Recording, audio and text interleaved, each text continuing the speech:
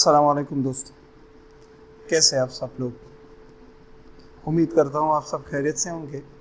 आपको एक बार फिर टॉप लिसन फॉर यू में खुशामदीद कहते हैं। जैसे कि आपको मालूम है कि हमने रिस्पायरेशन पर लेक्चर शुरू किया है। कल जो लेक्चर हमने की थी उसमें जस्ट हमने रिस्पायरेशन को डिफ़ाइन किया था और रिस्पायरेशन का जो मेन पर्पस है उसे मैंने आपको समझाया था और रिस्पायरेशन की जो टाइप्स थे उसके बारे में मैंने बात की थी। और रिस्पायरेशन में जो मॉलिक्यूल ब्रेक होता है जिससे हमें एनर्जी हासिल होती है, उस मॉलिक्यूल के बनाने और फिर ब्रेक करने के बारे में मैंने आप लोगों से कुछ बातें शेयर की थी। आज हम पढ़ेंगे दोस्तों कि ये ग्लूकोज जब हम इसे खाते हैं, मतलब कार्बोहाइड्रेट्स की फॉर्म में जब हम ग्लूकोज को खाते हैं तो ये किस तरह एब्जॉर्ब होकर ब्लड स्ट्रीम में जाती है और फिर ब्लड स्ट्रीम में से होकर किस तरह हमारे सेल्स और टिश्यूज की तरफ पहुंच जाती है। तो आज का जो टॉपिक है वो रिलेटेड है ग्लूकोज के ट्रांसपोर्ट के बारे में, कि ग्लूकोज किस तरह ट्रांसपोर्ट होता है बॉडी में ब्लड और फिर टिश्यूज की तरफ और फिर सेल्स की तरफ। सो चलिए अपने लेक्चर को स्टार्ट करते हैं। हमारा जो लेक्चर है वो रिलेटेड है रिस्पायरेशन से और उम्मीद करता हूं कि कल के लेक्चर को आपने गौर से सुना होगा और समझा होगा। चलिए शुरू करते हैं ग्लूकोज ट्रांसपोर्ट के बारे में। Glucose transport clear. ग्लूकोज की ट्रांसपोर्ट कैसे होती है, कहां से कहां की तरफ ग्लूकोज जाती है।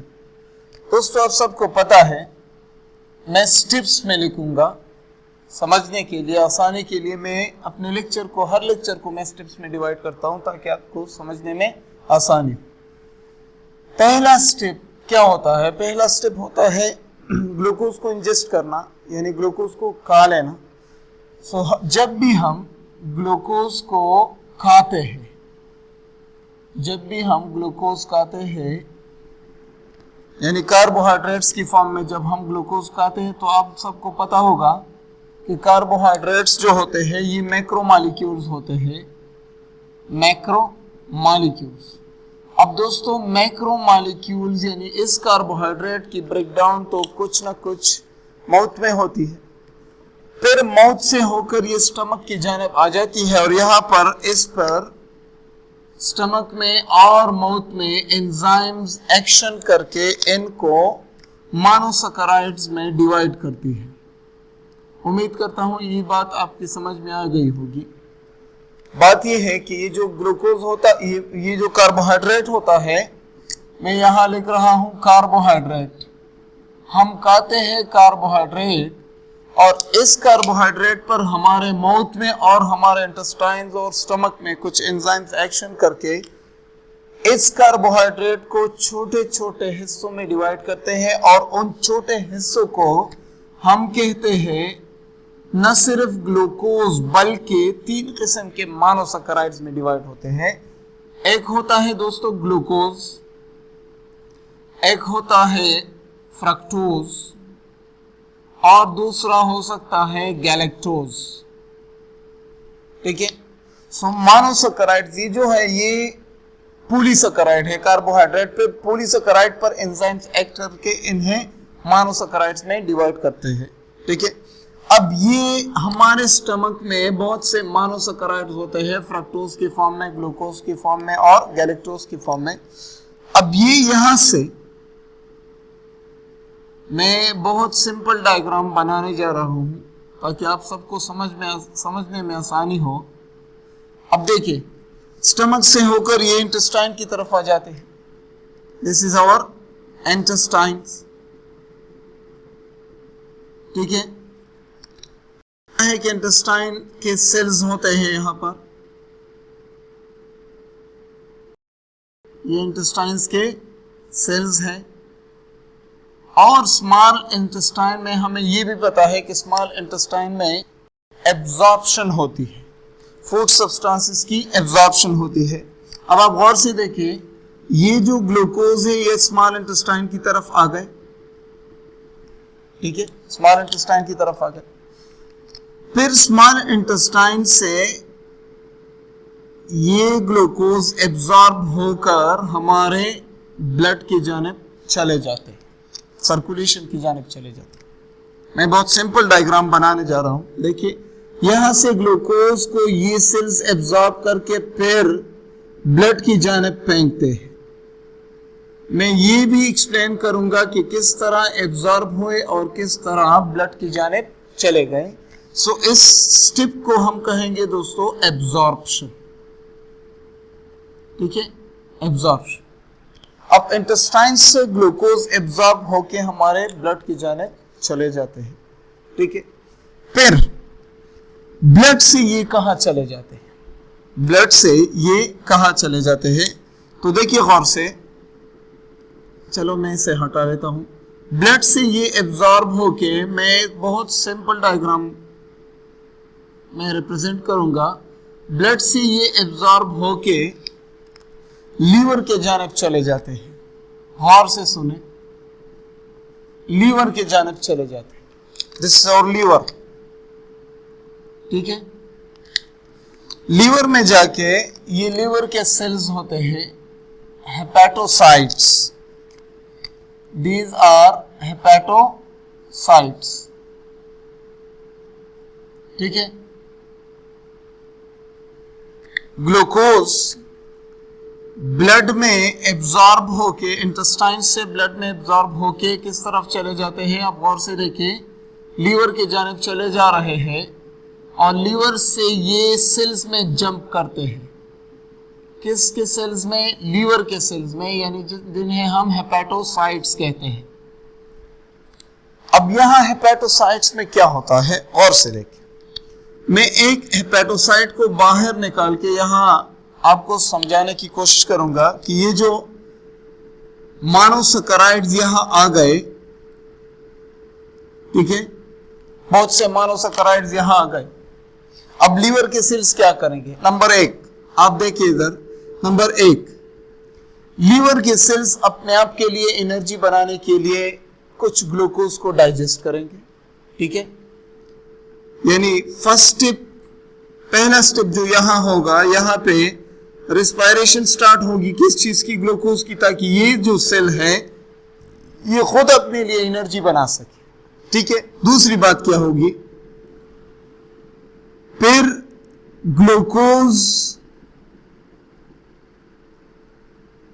glucose is pushed to blood। और से देखिए, इस बात का क्या मतलब है? अगर ब्लड में ग्लूकोज की कमी हो और ग्लूकोज ब्लड में कम हो, तो फिर इन्हीं सेल्स से, फिर क्या होगा? इन्हीं सेल्स से ग्लूकोज सर्कुलेशन में शामिल होगा। यही सेल्स फिर ग्लूकोज को सर्कुलेशन में शामिल करने की कोशिश करेंगे, ठीक है। तो दोस्तों, ग्लूकोज कहां से कहां चला गया?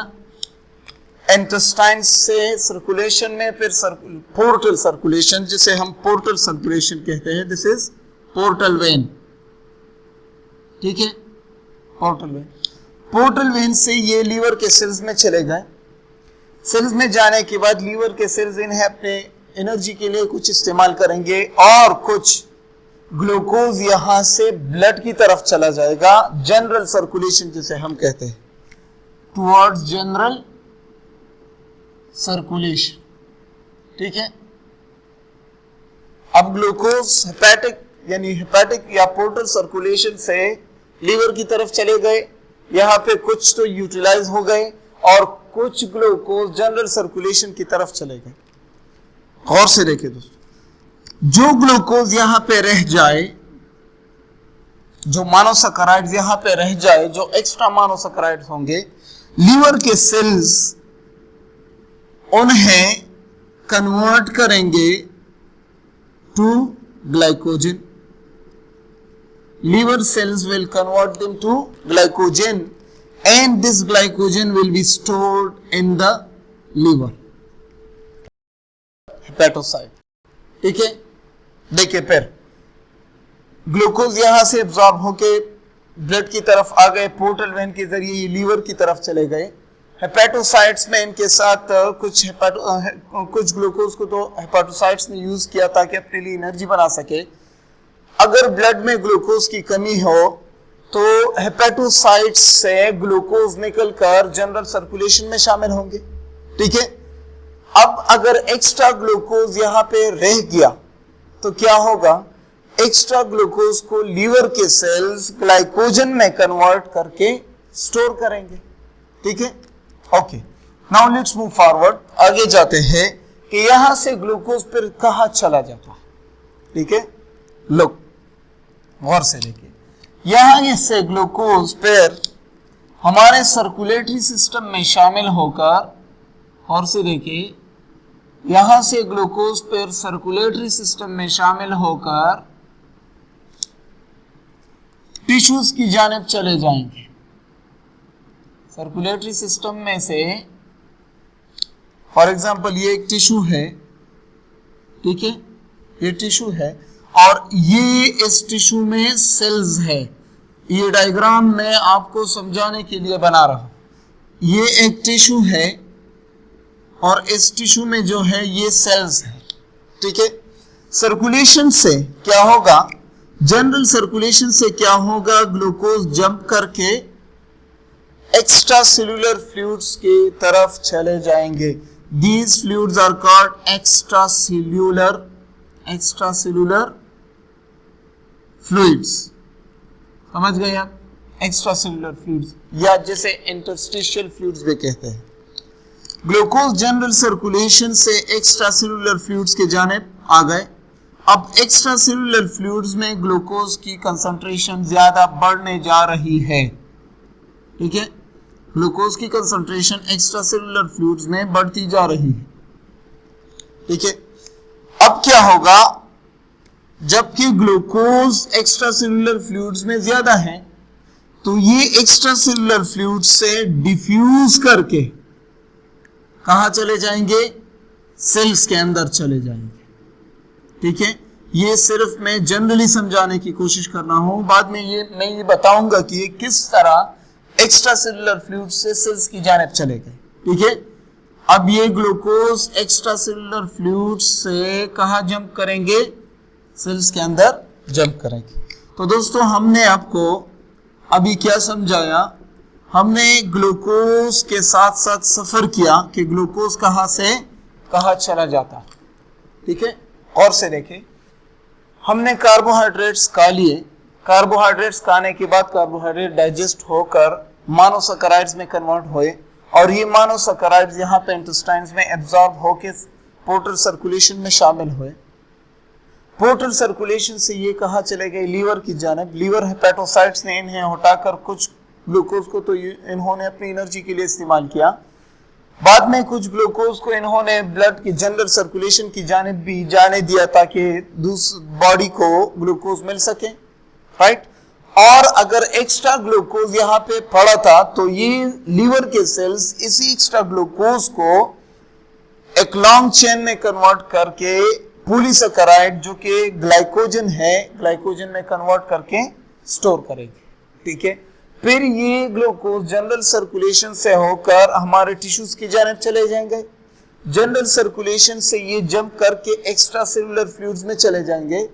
एक्स्ट्रा सेलुलर फ्लूइड्स से ये फिर डिफ्यूजन के जरिए कहां चले जाते हैं, सेल्स के अंदर चले जाते हैं। सो ये बहुत सिंपल तरीके से मैंने आपको इस डायग्राम में ग्लूकोज के सफर के बारे में बता दिया। अब हम इस तरह करते हैं कि ग्लूकोज किस तरह ट्रांसपोर्ट होके, फर्स्ट लुक केयरफुली, फर्स्ट यहां किस तरह एब्जॉर्ब हो गए ग्लूकोज, एक बात। दूसरी बात, यहां किस तरह पहुंच गए। ठीक है, और फिर तीसरी बात, सेल्स के अंदर किस तरह चले गए। तो इसी को एक्सप्लेन करके हम ग्लूकोज के ट्रांसपोर्ट के बारे में बात को खत्म करेंगे। ठीक है, राइट, और लुक केयरफुली, ग्लूकोज के ट्रांसपोर्ट के लिए यहां पे मैं आपको समझाऊंगा। For the transport of glucose we need special transporters. उसको ट्रांसपोर्ट करने के लिए हमें स्पेशल ट्रांसपोर्टर्स की जरूरत होती है। वी नीड स्पेशल ट्रांसपोर्टर्स, ठीक है। अब जो ट्रांसपोर्टर ग्लूकोज को ट्रांसपोर्ट करती है एक्स्ट्रा सेलुलर फ्लूइड से टिश्यू सेल्स के अंदर, यहां पे देखें, एक्स्ट्रा सेलुलर फ्लूइड से ग्लूकोज को सेल्स के अंदर ट्रांसपोर्ट करने के लिए स्पेशल ट्रांसपोर्टर्स की जरूरत होती है और इन ट्रांसपोर्टर्स को हम कहते हैं glut transporters. Glut transporters, glut से मुराद ग्लूकोज है। सो ये जो ट्रांसपोर्टर्स है ये ग्लूकोज के ट्रांसपोर्टर्स, ठीक है, राइट। कितने किस्म के ग्लूकोज ट्रांसपोर्टर्स हैं? कुछ किताबों ने लिखा है कि तकरीबन 15 किस्म के ग्लूकोज ट्रांसपोर्टर्स हैं। There are about 15 types of glucose transporters which work in different tissues and transport glucose और ग्लूकोज को ट्रांसपोर्ट करते हैं, ठीक है। मैं यहाँ पे कुछ ग्लूकोज ट्रांसपोर्टर्स के बारे में बात करूंगा और उनकी पोजीशंस आपको समझाऊंगा कि ये कहां से कहां पर होते हैं, ठीक है। नंबर 1, एन, नंबर 2, 3, 4, 5 और 7, इसके बारे में मैं आपको बताऊंगा, ठीक है। गौर से देखें दोस्तों, ये जो 1 और 3 है, 1 और 3 ट्रांसपोर्टर है, ये जो ट्रांसपोर्टर है इन्हें हम वन वे ट्रांसपोर्टर कहते हैं। One way transporters. अब वन वे का मतलब क्या है? Let's no it in this example. चलो यहां देख लेते हैं। ये एक सेल है और ये बाहर ग्लूकोज है। ग्लूकोज को अंदर ले जाने के लिए, सेल के अंदर ले जाने के लिए यहाँ पे स्पेशल ट्रांसपोर्टर की जरूरत होती है। कुछ प्रोटीन मॉलिक्यूल्स होते हैं, कैरियर प्रोटीन जिसे कहते हैं, ठीक है। ये जो ट्रांसपोर्टर्स हैं ये क्या करते हैं? ग्लूकोज को एक्स्ट्रा सेलुलर फ्लूइड से सेल के अंदर ले जाते हैं और बस फिर वापस नहीं ला सकते हैं।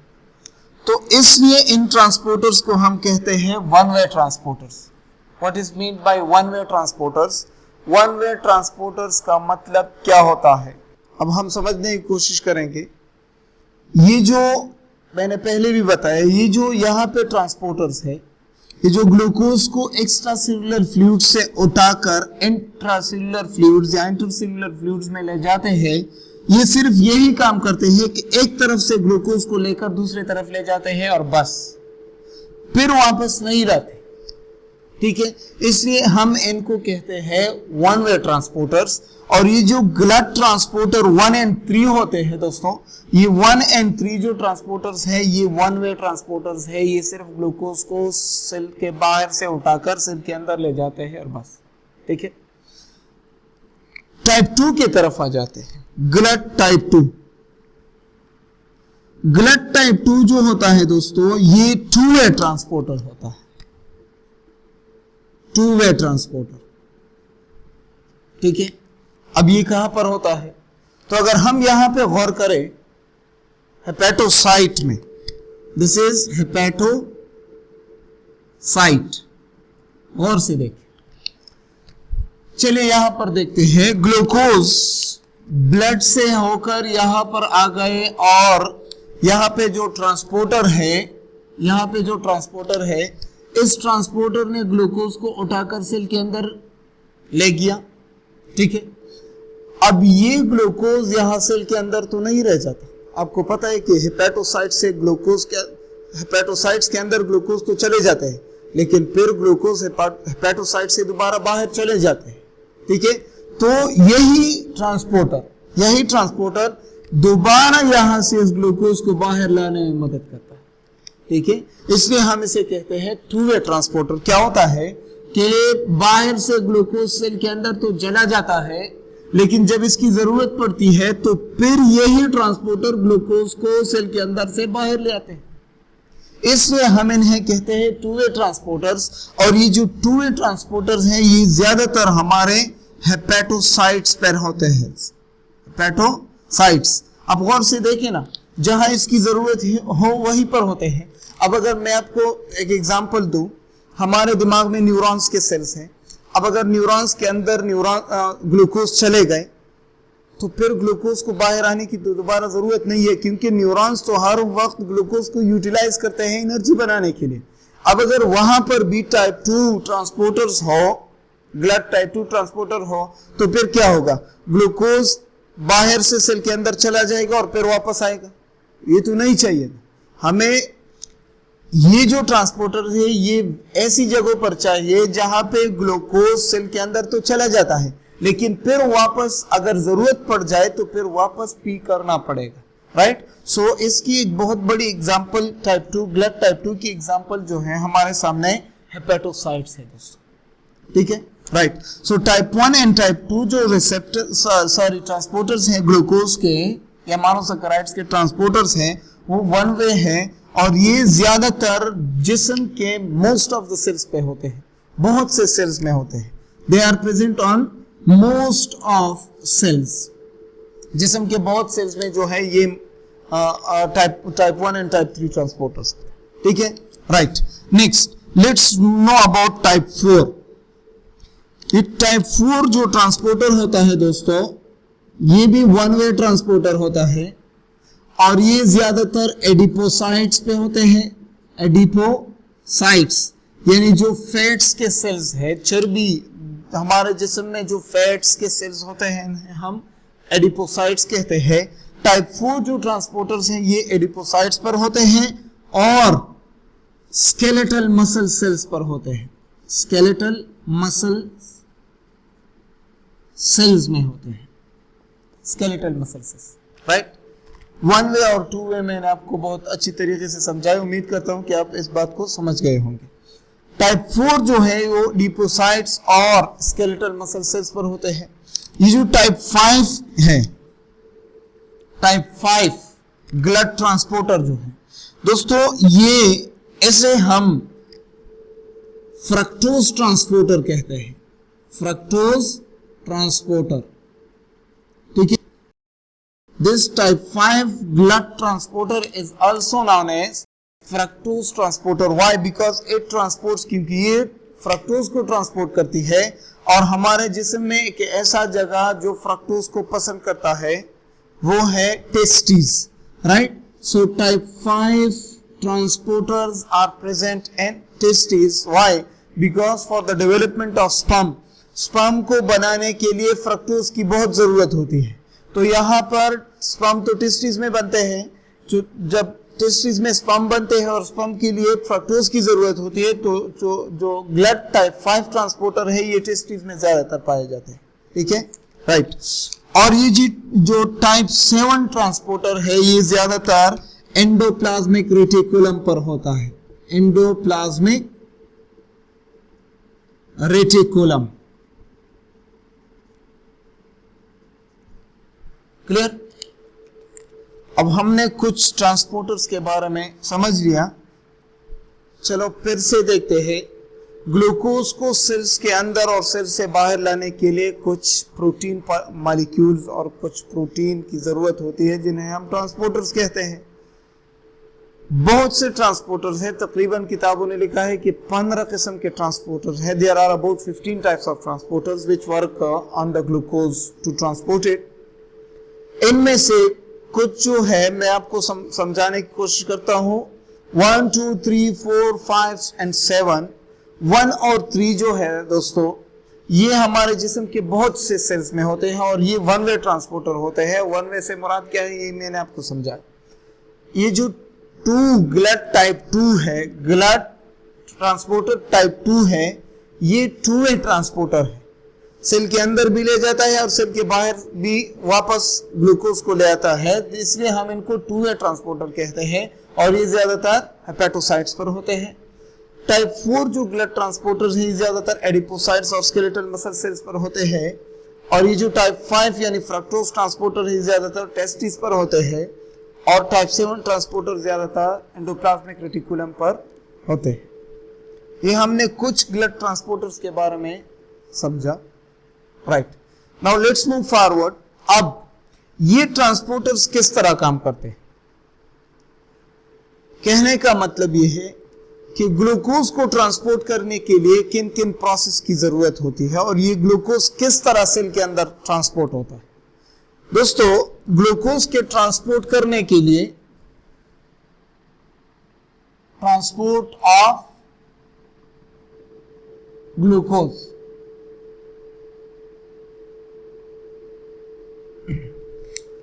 ग्लूकोज को ट्रांसपोर्ट करने के लिए दो प्रोसेसेस होते हैं।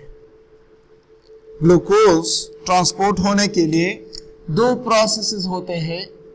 एक होता है facilitated diffusion, facilitated diffusion, right. Glucose facilitated diffusion के जरिए सेल्स के अंदर ट्रांसपोर्ट होता है और सेल से बाहर आता है। और दूसरा होता है दोस्तों सोडियम ग्लूकोज को ट्रांसपोर्ट, ठीक है। ग्लूकोज किस प्रोसेस के जरिए ट्रांसपोर्ट होता है दोस्तों? एक होता है फैसिलिटेटेड डिफ्यूजन और एक होता है सोडियम ग्लूकोज को ट्रांसपोर्ट।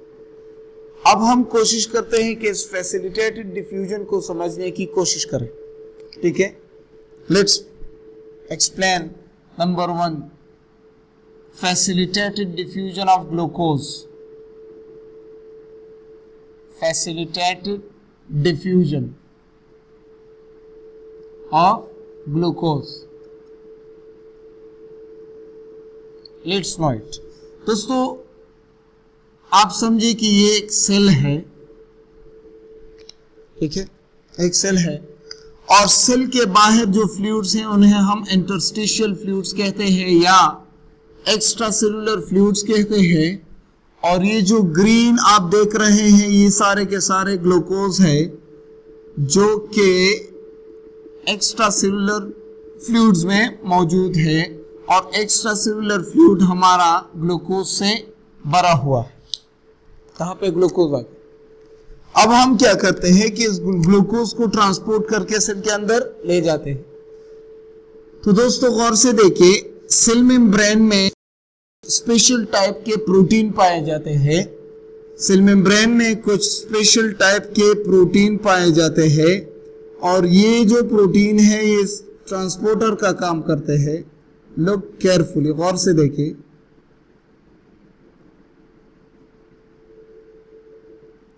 ये सपोज एक प्रोटीन है जिन्हें हम कैरियर प्रोटीन्स कहते हैं, ठीक है। क्या होगा? चलो मैं डायग्राम को थोड़ा सिंप्लीफाई करता हूं। ये एक प्रोटीन है और ये इसके दो हाथ हैं, अंदर की तरफ खुले हुए हैं, ठीक है, राइट। अब आप गौर से, क्या होता है कि जब सेल को ग्लूकोज की जरूरत होती है और ग्लूकोज सेल के बाहर होता है या सेल के अंदर ग्लूकोज की कंसंट्रेशन कम हो जाती है और सेल के बाहर ग्लूकोज की कंसंट्रेशन ज्यादा हो जाती है, तो क्या होता है कि ये जो ट्रांसपोर्टर है ये इस शक्ल से इस दूसरी शक्ल में ट्रांसफॉर्म होता है, इस तरह,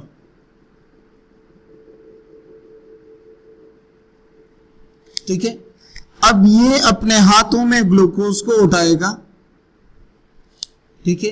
जब इसके हाथ बाहर से ग्लूकोज से भर गए तो ये फिर इसी फॉर्म में कन्वर्ट हो जाएगा, दोबारा इस तरह हो जाएगा और दोबारा जब इस तरह हो जाएगा तो ये अपने हाथों को सेल के अंदर के जानिब खोलेगा और ग्लूकोज को सेल के अंदर ट्रांसपोर्ट करेगा, ठीक है।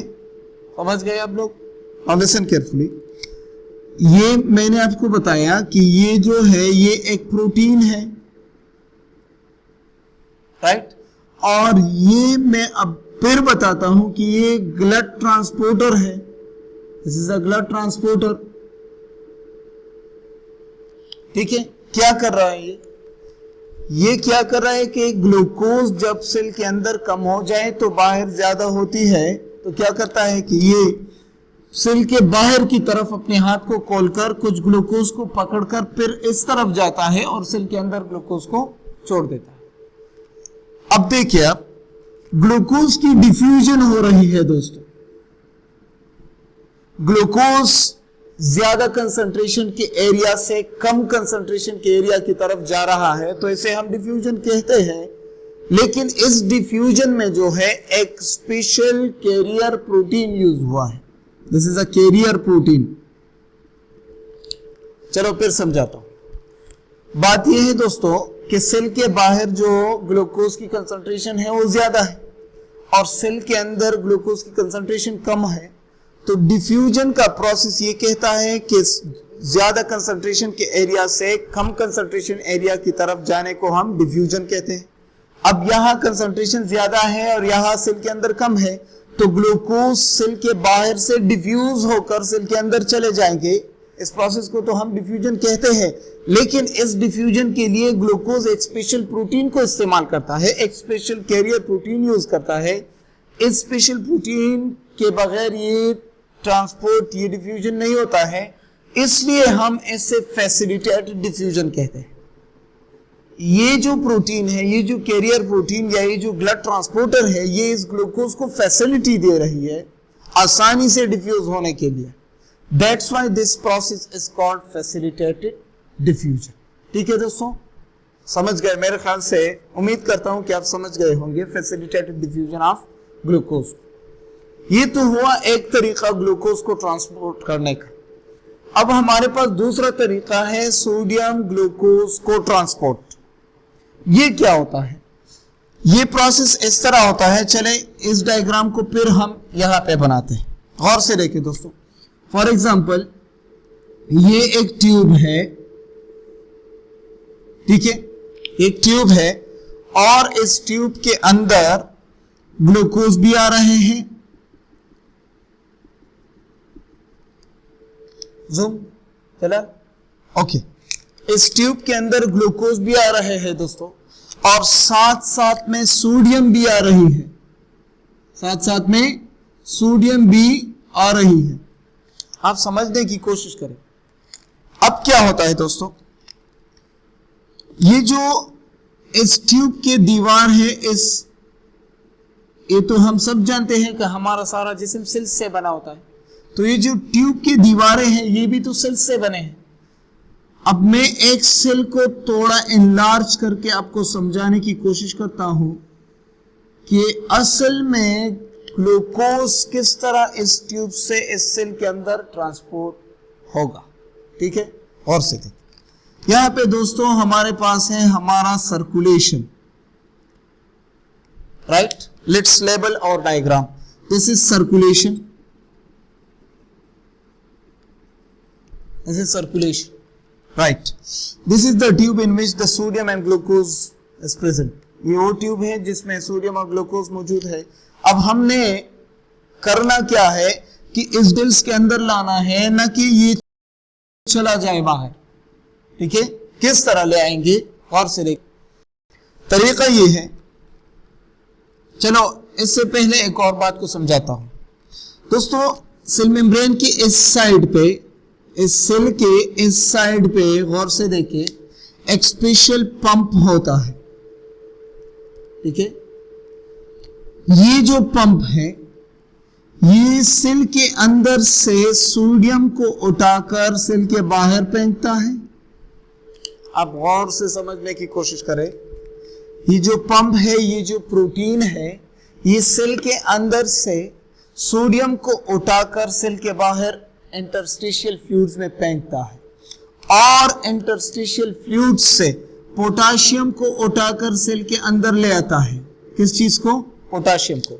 नॉर्मली दोस्तों हमारे सेल के अंदर सोडियम नहीं होते हैं थोड़े कम मिकदार में। नॉर्मली जब सोडियम के अंदर, जब सेल के अंदर सोडियम आ जाते हैं तो सोडियम पोटाशियम पंप जो है ये सोडियम को उठाकर बाहर फेंकते हैं और पोटाशियम को बाहर से उठाकर सेल के अंदर ले आते हैं।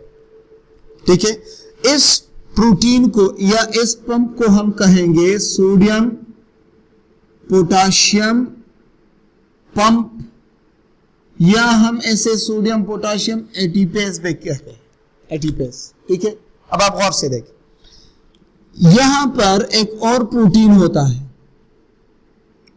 यहां पर एक और प्रोटीन होता है और इस प्रोटीन के दो हाथ होते हैं, एक हाथ ये है और दूसरा हाथ ये है, ठीक है। एक प्रोटीन कड़ा है यहां पर और इस प्रोटीन के दो हाथ हैं, राइट। देखिए गौर से, इस प्रोटीन के दो हाथ हैं। अब ये क्या करेगा, अब ये जो ट्रांसपोर्टर है क्या करेगा कि ये ट्रांसपोर्टर अपने दोनों हाथों को भरकर, लेट मी शो यू, ये ट्रांसपोर्टर इस तरह कड़ा है।